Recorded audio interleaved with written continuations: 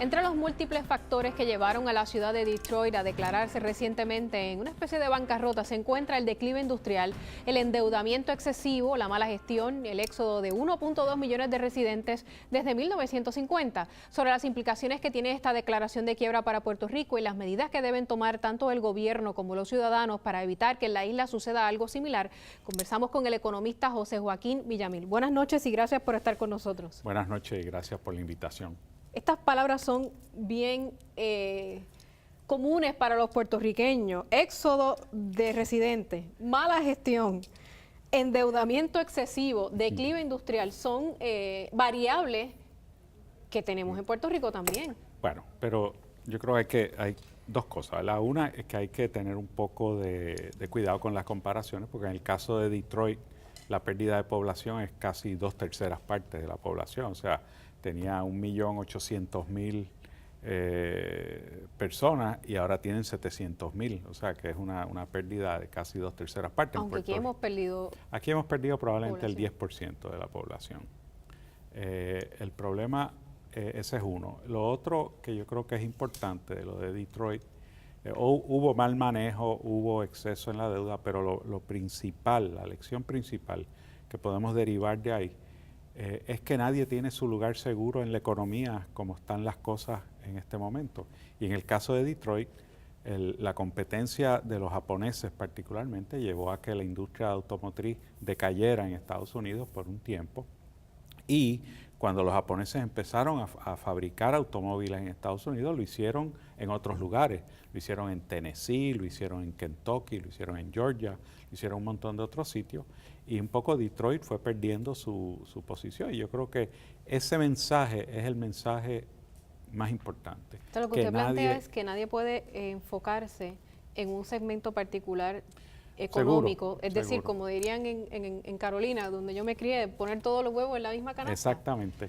Y en el caso de Detroit, pues esa canasta eran los automóviles. En el caso nuestro, ¿eran las 936? Las 936 fueron en su momento, la industria farmacéutica tiene un rol todavía muy grande en la economía, pero lo tuvo todavía más grande. Y yo creo que cuando uno mira, por ejemplo, el informe de la Reserva Federal, uno de los señalamientos que ellos hacen es la excesiva dependencia en ese sector. Yo creo que en el caso de Puerto Rico, el tema importante no es que la industria farmacéutica no sea importante, yo creo que es muy importante, es ver cómo se desarrollan actividades complementarias que diversifiquen la economía. ¿Eso está ocurriendo o ha sido esta administración y la pasada, obviamente, porque es un cúmulo de gestiones, ¿no? Sí. Lo suficientemente agresiva Bueno, como para poder manejar la situación económica y fiscal que enfrentamos actualmente? yo creo que la cuestión fiscal impone unos límites a lo que se puede hacer en otras áreas, pero yo creo que hay varias iniciativas. Por ejemplo, el estímulo a las exportaciones de servicios, yo creo que es una iniciativa muy importante.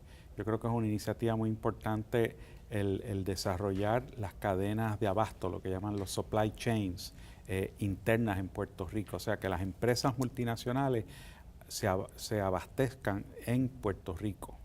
Es decir, una cadena, uno de estos supermercados gigantes que hay aquí, pues decida comprar los plátanos o los gandules hechos aquí.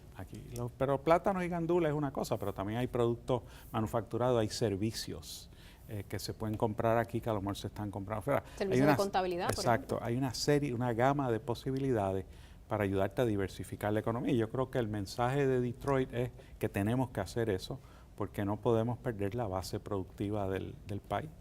Que se alega, ¿verdad? Sí. Que ese es el sector que se está yendo del país. Bueno, el sector, hay dos cosas. En términos de personas, la emigración típicamente es de personas jóvenes, con mayor nivel educativo y con ingresos más altos.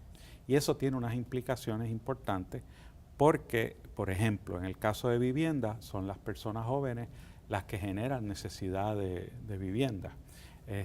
Son las que compran enseres, etcétera. O sea que eso tiene unas implicaciones muy particulares. Recientemente el periodista Benjamín Torres Gotay publicó una columna que decía que la mejor salida que tenía Puerto Rico era el aeropuerto. Yo leí la columna de Benjamín y como casi todas las columnas de Benjamín me pareció estupenda. Desafortunadamente en Puerto Rico la movilidad social se ha convertido en movilidad geográfica. Y eso lo que sugiere es que tenemos que poner en marcha medidas para reactivar la economía y hacerlo con sentido de urgencia. Y que la gente quiera quedarse aquí para producir. Exacto. Aquí. Bueno, y yo creo que el mejor ejemplo de que si hay la posibilidad de quedarse aquí trabajando, va a ocurrir, es la empresa aeroespacial, que han empleado 2 o 3 mil ingenieros puertorriqueños que de otra manera se hubieran ido. Yo creo que hay que estimular más ese tipo de cosas. Claro que sí. Gracias por haber estado con nosotros. Gracias a ti. Más videos en sistematv.com.